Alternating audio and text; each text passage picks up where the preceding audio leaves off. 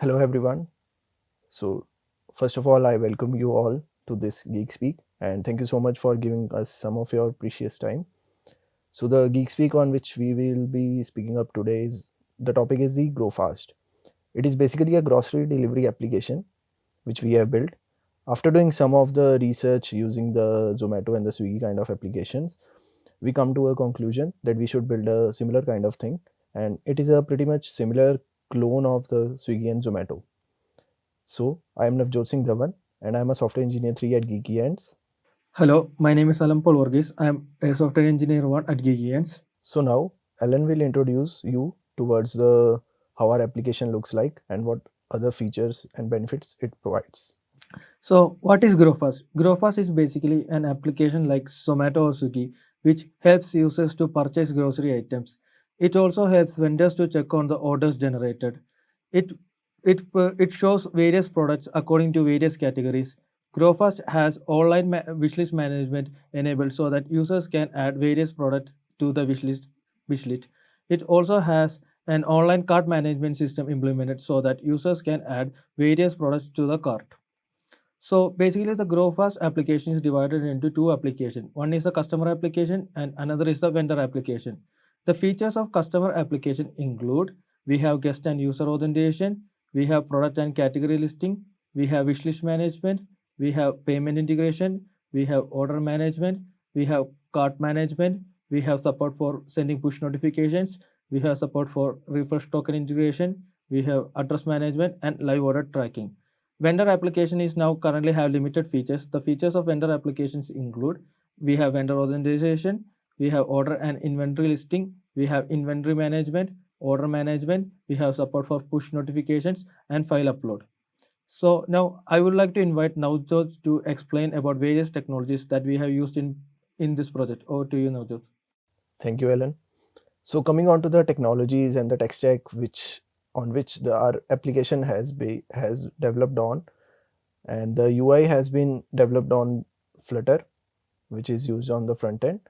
And some of the basic front end dependencies which we have included are the Firebase Core, Do, Hive, Hasura Connect, and the Riverport.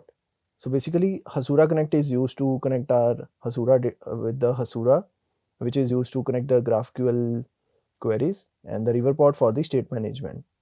Also on the backend side, if we say, then we have been using the Node.js, which is a asynchronous programming language, and on top of that, we have been using the Express.js as a framework. And all our code has been developed in the TypeScript. GraphQL and Hasura has been there, where we are making the GraphQL queries along with using the Node.js REST APIs. We are also using the GraphQL queries to query the data from the databases. And Hasura is a UI interface for the GraphQL to generate the GraphQL queries, and it has its own endpoint to query the database. And Postgres is a relational database which we are using for storing the data. And some of the important data dependencies for the backend which is there are the Next.js, which is basically a ORM, and it has been used to query the Postgres database for the REST APIs. And the Firebase admin has been used for the backend Node.js, in which what we are doing is we are sending the push notifications using the Firebase console. And NodeMiller has been there, which provides us the email functionalities, and we have set up a SMTP service for the same. Chai and Mocha has been there, which is a solution to have your APIs tested for the integration as well as the unit testing. And Multer has been there, in which we are we are processing the file uploads. So all our products and the category wise products, all the images of that are using the Multer to upload that images on the server. JWT has been there to authorize and authenticate the users based upon their credentials. And a Swagger documentation has been prepared for all the REST APIs which we are using so far. Coming on to the next things. What is GraphQL? So basically GraphQL is a query language which we are using for the APIs, and it provides a runtime which is used for the fulfilling those queries with your respective data. Rather than using the REST APIs, what we are doing is we are using the GraphQL on the Flutter side, so that we can query the data based upon our need, and we can generate the schemas according to it. So Hasura GraphQL, it is an engine basically which provides us a unified GraphQL schemas from your databases, and we can actually connect to the Postgres database into Hasura itself, and we can run the GraphQL queries over there by using the GraphQL endpoints. So coming on to the Firebase Cloud Messaging, it is basically a cross-platform messaging solution which we are using for both the Flutter SDK as well as the Node.js to send the messages reliably and at no cost. For handling all the payment integrations, we have used the Razorpay with the in which the user just makes out the payments for the orders he creates, and for the cancelled orders we just process the refunds using the Razorpay itself. So now Alan will take ahead the app demo videos to give you in-depth overview of how our app looks like and what all the functionalities it provides using a demo videos. So Alan, you can go ahead. Thanks, Navjot. So basically, this is our app. So whenever an user opens the app for the first time, he will be redirected to the onboarding screen. After the onboarding screen, he will be redirected to the login page. If the user does not already have an account, he can click on the sign up button to create an account. To create an account, he needs a username, email address, and the password. So in this example, I am just creating my username as text45. I am giving my email address as text45@gmail.com and the password as QWERTY.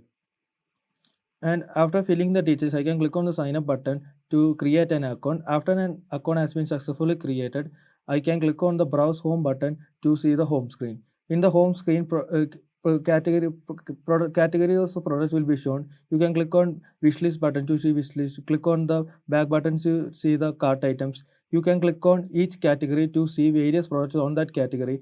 In this page itself, you can change various products according to the category. You can add products to the wishlist by clicking on the heart button, or you can click on the product to see a detailed explanation of the product. You can increase the quantity of that product in the cart by pressing the plus or minus button. You can also add products to the cart by clicking on the plus button in the product listing page. So if we click on the wishlist page, we can see that I have added two products to the wishlist. So I can remove these products from the wishlist by clicking on the heart button again. On going to the cart screen, I can review all the products that I have added to the cart. If I want, I can increase or decrease the quantity of that products in the cart. And after reviewing, I can go to the checkout screen. On confirming an order, the user needs to provide an address. The user can either provide address by clicking on the add new in the cart screen, or he can go back to the home screen and click on add address. On clicking add address, he can just give his address. Here I am giving Kolib. So on giving the address, the user have to provide an landmark and a name for this address. Once user fills these required fields, user can add the address. Once the address has been added, user can confirm the order. Once an order has been confirmed by the order, the Razorpay payment gateway will open. It offers different payment solutions. Here I am selecting the card method. I am putting a dummy testing card number, and I am filling the expiry and the card name. And I am giving a dummy CV here, and I'm clicking on the pay now. Here I am not saving the card since this is a dummy transaction, and I can just give a dummy OTP. After the user successfully makes a payment, you will get a notification saying that your order is pending. The user can click on browse home to go back to the home screen and click on the bell button to see his orders. He can filter them on various according to various order status like rejected, accepted, out for delivery. If a user clicks on any order, he can see a detailed description. If the user want, he can click on cancel order button to cancel the order. After canceling the order, the user will also get another notification saying that your order is being cancelled. User can go to the profile screen to log out. After logging out, if the user does not want to like log in and create an account, user can log in as a guest user by clicking on the one to see our products. If the user is logged in as a guest user, all other features like wishlist card will be logged. The only feature that a guest can do is like add products to the cart. So here I am adding two products to the cart, three products to the cart. and I am going to the checkout screen. During the checkout, I will be prompted to log in. So here I will be logging with my account that I created earlier. The email address will be test45@gmail.com and the password will be QWRTY. After successfully logging in, I can confirm my order. On logging, confirming my order, Razorpay interface will again open. I am again choosing the card method. I will be giving one dummy card number as 4111 and I will give an expiry, card holder's name and the SEB.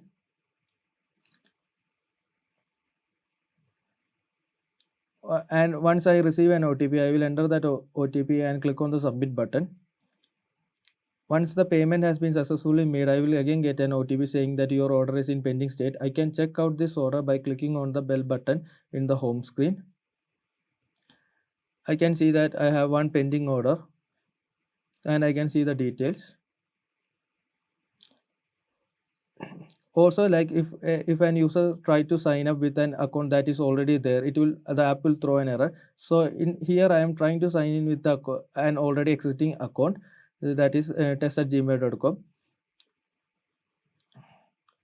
So if I try to sign in with an account that is already there, it's showing an error. Also, if I try to sign in with an invalid email address, that is an account that is not there, the app will also throw an error. Here this test4523 is not an account that is valid, so it's saying user not found. So I will log in with the correct account. Also, like after logging in, all my data will be persistent. You can see there is nothing. So in the orders tab there will be 2 orders. So I will be adding to an item to the wish list.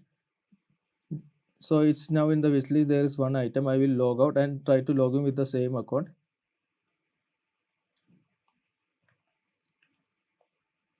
So I will log in with the test45@gmail.com, the same account I created earlier. And if I go to the wish list, that item will be there. Then I can log out. Also, like in our app, we have enabled Google sign in. So I have already created an account with my company email address, that is alan@geekyants.com. So this will actually throw an error saying user already exits. So since I have already created an account, I can directly sign in using that account. So I can just click on the Google icon and just choose my account, and I will be directly sign into my account. So these will be the main features of the customer app. So we have already also created a simple vendor app.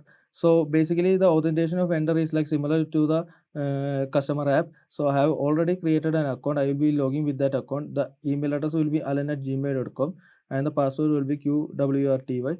After a vendor logs in, he can see all the orders he has received and his statuses.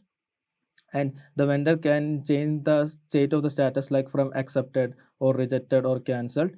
The vendor can also like click on the inventory tab to see can click on the inventory tab to see all the products that are available. If the vendor want, he can even add a new product. He just have to give an image, a name for the product. In this case I am giving my test product, and he has to give a description.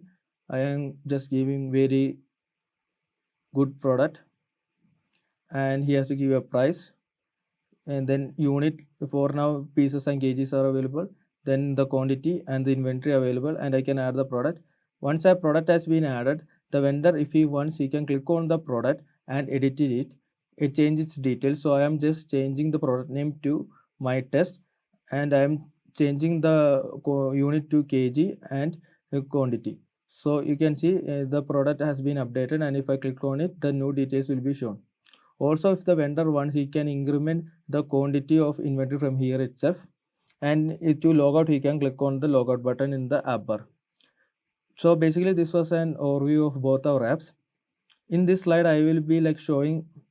In this slide, I will be showing how both the apps works together. Like in the left side, we have the customer app that I explained first, and in the right side we have the vendor app, which I explained in the last. So what is happening is that in the customer app, the customer is like ordering something. So he's like entering his card number, and he's giving his expiry and card holder name and the CV, and he's like making the payment. So after the payment has been successfully made, it will be directly shown in the vendor app, so the vendor will be notified that one order has came. So from here the vendor can change the status. So whenever vendor changes the status to accepted, the customer app will get a notification saying that your order is accepted. If the vendor want, he can also can reject the order. So whenever vendor rejects the order, the same notification will be given to the customer saying that your order is rejected. So basically, this was how both apps work together. So I would like to invite Navjot to explain some of the new learnings that we learned while doing this project. Over to you, Navjot. Okay, thanks, Ellen. So coming on to the learning so far, which while building this product, the learnings which we got and the things the new things which we got to learn, and we really appreciate that thing. And the very first thing which was there was the Hasura GraphQL integration. And in that, what we did is for the Hasura, as I already mentioned, that it provides a UI to us on which we can access through the browser itself. And with that, we can actually run our GraphQL queries. And how we integrated that in our Flutter and as well as the Node.js is through the containers, as well as using some of the things in the Flutter side as well. And coming on to the Docker containers, for the Docker containers, we have the 3 to 4 containers currently running for our application. One is for the Hasura GraphQL engine, and the other one are for the Postgres database, and the third one is for the GraphQL. So basically, the use of containers which we got to learn is through the that we don't need to actually set up any local such thing for the Hasura as well as for the databases, as we are using the Postgres. We don't need to actually set up those things locally on our machines. We have set up a Docker Compose file for it, and we have written all the Docker instances in it, with which when we run that file, we actually initiate all the containers for these things using the environment variables, whichever we have set. And that actually provides us a functionality that our app doesn't actually require the different environments on the different set of machines. Just a Docker container just are enough to actually set up the project, and you are good to go to work on that. And for the river pod state management, we have basically used it on the Flutter SDK, with which we are managing the different states for the data. Whenever our data changes there, we actually update our state in the using the river pods. And for the push notifications feature, as we are sending it through the Firebase admin, and that we have also set up on the Flutter as well as on the Node.js side. For that, what we have done is we have actually implemented the Firebase dashboard. In from that, we have just created the different set of apps. For the customer, there is a one app, and for the vendor, there is another app. And all those credentials are taken into the environments. And when we set up those credentials, we just create a different set of apps for the vendor as well as for the customer. And according to that, we integrate whenever any order place is there, or whenever any order status changes are there. Both the vendors as well as the customers get their respective notifications. So, Alan, can you please go on to the next slide? Yeah, thanks. So, coming on to the challenges which we encountered while working on the project. The one is the live order tracking. It is a feature in which, as we don't have a driver app as such for our application as of now, so we are working on it, and we are looking forward to have the one. And we are working on implementing the live order tracking for that also. So as of now, what we are doing is we are implementing the live order tracking for the vendor itself, for the vendor app itself, so that we can actually get an insight that where the user can actually get an insight where exactly the order is. So we are working on that thing, and a bit of things are completed in it. And since we are planning to work on it more and to make it more feasible, and we are planning to work on it. And handling the push notification, it was a kind of a challenge for us. So there was the different environments and the different set of apps were there. So it was a bit tricky to handle both such apps in a single piece of code for both the front end as well as the back end. So we also figured that out and how we can do that feasibly. And also the inventory and order management. For the inventory and order management, we just got on a discussion with the team and how we can actually proceed with this. So whether we should implement this using the GraphQL engine or we should implement using the REST APIs. So we got on a idea that we should implement some of the things in the using the REST APIs, like the order creation and all the order status changes and all the other inventory management for the vendor app, as well as the requirements which are there for the customer app, that all the things needs to be handled using the GraphQL. So it was a mixture of GraphQL as well as the REST APIs through which we are actually managing the inventory and the orders. So coming to the future aspects of the project, like I told, the vendor app now only has limited features. So one of our goals is to like develop a fully fledged vendor app. Also, we would like to develop a fully fledged driver app for the customers also. Also, like we would like to have a flexibility so that even if a large number of people started to use our app at the same time, performance won't be an issue. Also, we are planning to integrate promo codes.